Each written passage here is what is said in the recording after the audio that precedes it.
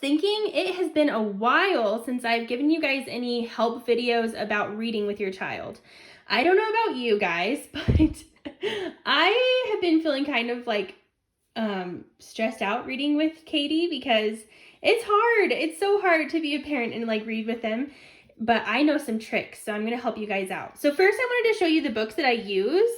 I would imagine most kids are close to where Katie is, maybe a little bit above.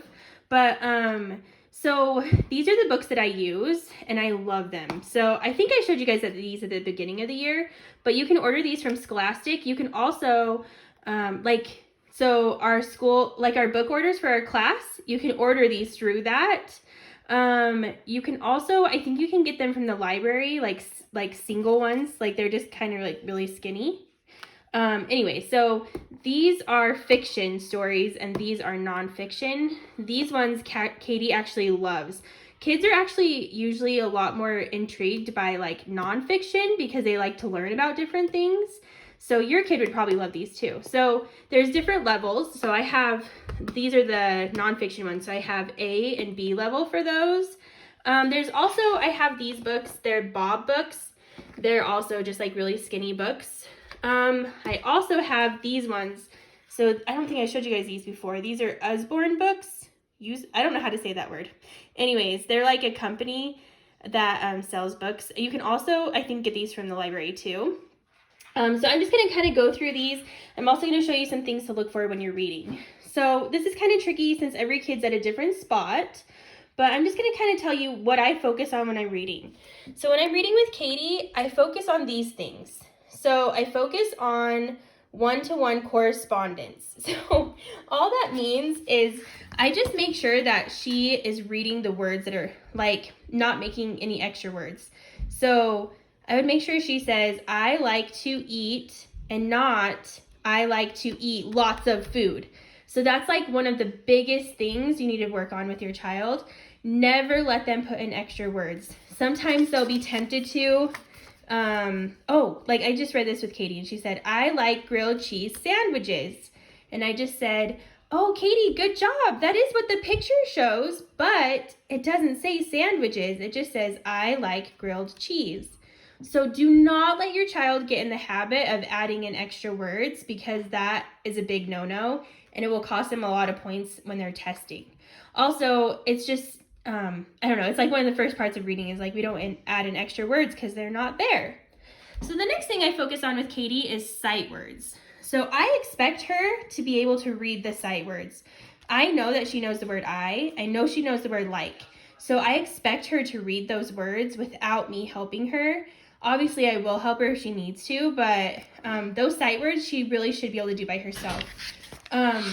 So, we've learned lots of sight words, and so they should be able to read all those sight words in the books.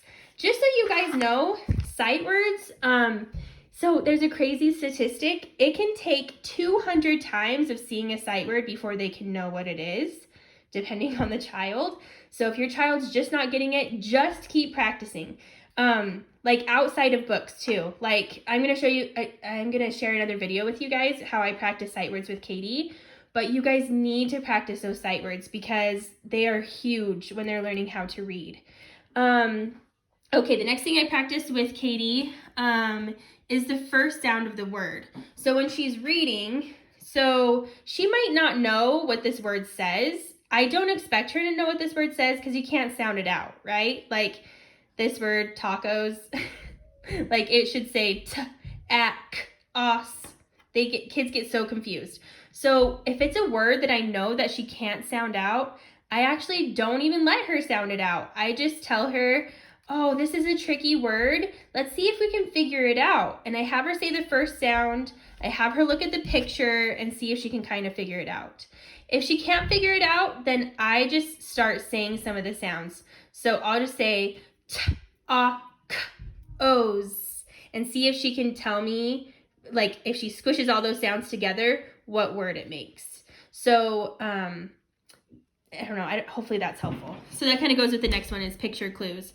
It is okay for your child to look at the pictures and try to figure out what the word is from that. That is a part of reading. I've had parents like cover up the picture before, and they don't let their child look at the picture. And in kindergarten and first grade, they need to see that picture, and it's okay. We don't want to stress them out, and the picture helps them because they can start relating like that the picture helps, because that it will help them for the next couple grades. So the next thing I work on with Katie is sounding out the word if possible. So like this word, I can see that she can sound out most of it. So I'll just sound it out with her. I'll say g, I, d. I kind of put those together at the end. And then what I'm listening for is to see if she can take all those sounds and squish them together to make a word. So she'll start to see like that when you say all these sounds quickly, that it makes a word. Some things like ed, like, you know, if you really sound this out, g, I, d, it doesn't make sense. But they learn things like that in first grade. So you kind of just have to be patient and kind of help them out. And I always tell Katie, like, oh, you're going to learn about this in first grade. And so hopefully that will help her too. The pattern, I remind them of the pattern. So so the one I was just reading is an A-level book. That one's kind of easier. This one is a B-level book, so it gets a little bit harder. I just help her remember that there is a pattern. So like, I'm trying to remember. Oh, like this, they always end in the spring. That's there to help the kids not get stressed out. It will help them practice like some words, but not get them too stressed out because they know some of the words are the same. If like you looked at this and you didn't know any of the words and it didn't have a pattern, it would be really overwhelming. That's why it's okay to remind them, like if they were on this page, you could say, oh, we just read those words. Those words look the same. Do you remember what it says? And then help them read it that way. So hopefully that helps. You know, like the biggest thing that works together for kids reading is the first part of reading is they need to know their letter names and sounds. That is huge. If they don't know their letter names and sounds, then they're not going to be able to like sound out words. They also need to know sight words. If they don't start knowing a lot of sight words, then every word is going to be stressful. Like this word, in, that, if they know that sight word, that's not stressful. They just see it and they're like, oh, in. And this word wouldn't be stressful either.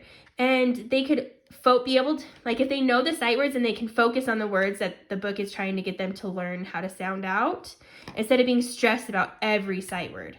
So that's why when we're teaching our kids how to read, we really have to focus on sight words because they are so important. And then the other things come in, like I was saying, like the first sounds of words, picture clues, being able to break apart a word and sound it out if possible. So, okay, there's one more thing I want to tell you before I left. So, these books, I think I already told you, they're my favorite. They're awesome. These books are kind of hard, but they also have a really good purpose. So these books focus on sight words. They have a lot of sight words and a lot of pattern, and the kids really are engaged by like what they're reading about. These books aren't as engaging, like you can even tell like the picture, like it's not as exciting. And so they're focusing on something else. So it does have a sight word, but they're focusing on sounding out. So these sets of books are really good at, it doesn't have, like spring, you can't sound out the word spring, but kids can sound out the word dot. So this is working on something else. And really it's good if the kids are practicing both types of books. Like if they're practicing books that have a lot of sight words, or if they're practicing books that have a lot of words that they can sound out. So you can see like the pictures aren't as exciting, but all of these words, they can sound out. So that's why I think these Bob books, like they're good, but I like using them with these types of books. These books are super fun. I was just going to show you really fast. I actually haven't used them yet with Katie. I've just heard of them. But look how cool. So, sorry, this is hard to do with one hand. So these books are meant to be read like the parent reads part of it and the kid reads part of it, and it all goes together. So like the parent would read this part, that's the bigger words and like the smaller print, and then the kid can read the bigger print. So it just goes through. See how it's the parent on the top and the kid down here on the bottom. So this might be a really good way to engage your child if they're just like not loving reading. Maybe this is a way for them to be like more part of the story, and they can help with part of it, but don't have to be stressed out about reading all of it. Also, these books, I noticed they progress. So like this is book 1 and this is book 3, and the words start to get even, like these are all still words that they can figure out pretty easily, but they're starting to get a little bit harder. So I don't know if you're interested in those. I don't really, Usborne books, you have to like contact someone to be able to buy them. And I don't actually know any, well, actually I do know someone if you need a contact. But anyways, most of these books you can find at the library. I know we have Raz Kids. Raz Kids, you can work on all these things with those books too. Like I said, our book orders through class, you can order through those. I don't want you to feel like you have to buy anything. I am not trying to sell you anything. I'm just trying to give you guys some resources of how to help your child. So by the end of the year, our children need to be reading on a level D book, which they start dropping the pattern and taking away the pattern. So like the more words are more hard for them. So yeah, we need to make sure we're reading every day. I know it's so hard. It is so hard for me, but I know you guys can do it, and you guys are probably better at it than even I am. So anyways, just so you know, in February, we are supposed to be able to read at a C level book. So just kind of gives you an idea of where your child needs to be. Please let me know if you have questions. Please reach out to me if you need help with something.